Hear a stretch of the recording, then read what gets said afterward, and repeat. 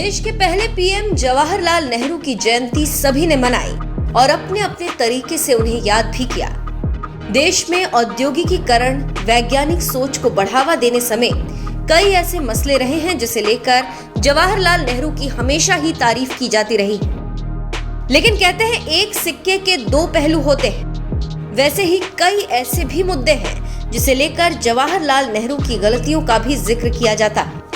ऐसे ही कश्मीर के मुद्दे पर केंद्रीय मंत्री किरेन रिजिजू ने पूर्व पीएम जवाहरलाल नेहरू की 4 गलतियां गिनाई।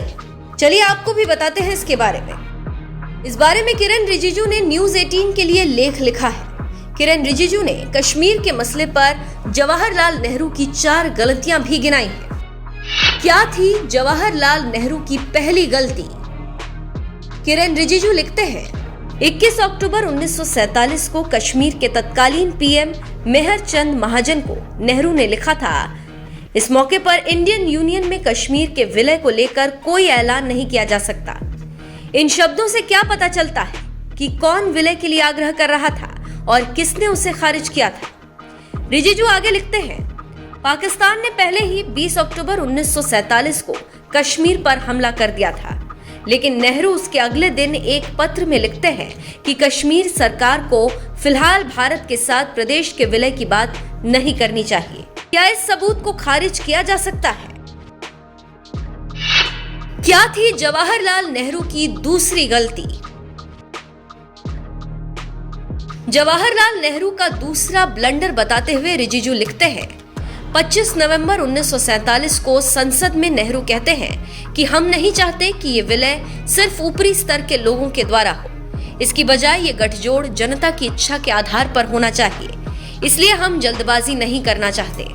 रिजिजू लिखते हैं कि नेहरू ने कश्मीर को लेकर ये बात ऐसे समय में कही थी जब ये मसला अंतर्राष्ट्रीय स्तर पर उभर रहा था। क्या थी जवाहरलाल नेहरू की तीसरी गलती?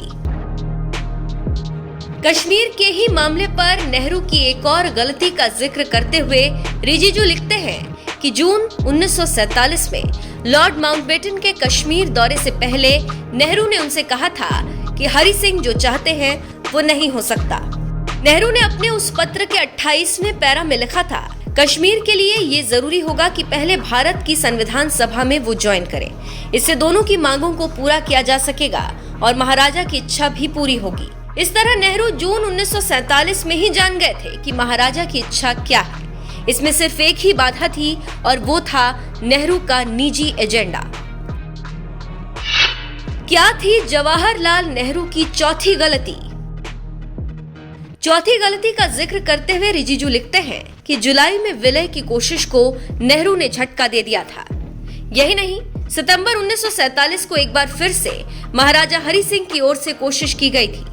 ये प्रयास पाकिस्तान के हमले के ठीक 1 महीने पहले किया गया था। कश्मीर के पीएम मेहर चंद महाजन ने सितंबर में नेहरू के साथ मीटिंग का भी जिक्र बाद में किया था। महाजन ने अपनी आत्मकथा में लिखा था, मैंने पंडित जवाहरलाल नेहरू से भी मुलाकात की थी। महाराजा जम्मू कश्मीर का भारत में विलय चाहते थे और प्रशासन में भी जरूरी सुधार के लिए राजी थे, लेकिन वो प्रशासनिक सुधार के मसले पर बाद में चर्चा चाहते थे। वहीं नेहरू का कहना था कि राज्य के प्रशासन में तत्काल बदलाव किया जाए। तो केंद्रीय मंत्री किरेन रिजिजू की बातों से तो यही लग रहा है कि जवाहरलाल नेहरू नहीं चाहते थे कि भारत और कश्मीर का विलय हो और यही वजह है कि कश्मीर की हालत ऐसी है। फिलहाल किरेन रिजिजू के लेख पर आपकी क्या राय है, कमेंट करके जरूर बताएं।